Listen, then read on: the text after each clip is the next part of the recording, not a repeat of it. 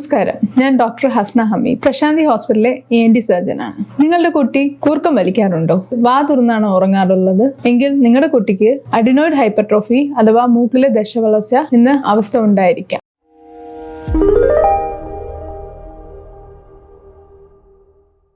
മൂക്കിന്റെ പിന്നിലായി 2 വയസ്സ് മുതൽ 12 വയസ്സ് വരെ അല്ലെങ്കിൽ 15 വയസ്സ് വരെ രോഗപ്രതിരോധ ശേഷിക്ക് വേണ്ടി സാധാരണ എല്ലാ കുട്ടികളിലും കാണുന്ന ഒരു ഗ്രന്ഥിയാണ് അഡിനോയിഡ് ഗ്രന്ഥി. അഡിനോയിഡ് എന്നത് 12 വയസ്സാകുമ്പോഴേക്കും ഒട്ടുമിക്ക കുട്ടികളിലും ചുരുങ്ങാറുണ്ട്. ഇതിന്റെ ക്രമാതീതമായ വളർച്ചയാണ് അഡിനോയിഡ് ഹൈപ്പർട്രോഫി എന്ന് പറയുന്നത്.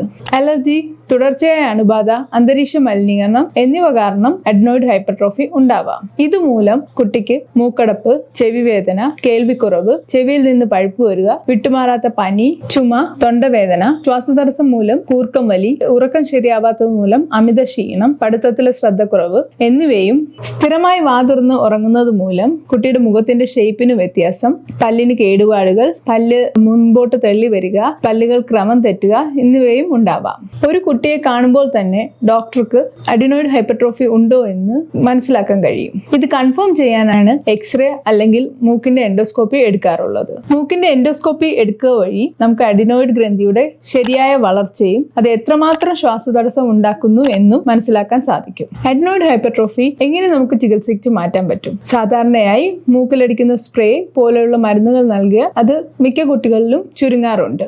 മരുന്നിനോട് പ്രതികരിക്കാത്ത കേസുകളിലാണ് ശസ്ത്രക്രിയ ആവശ്യമായി വരുന്നത്.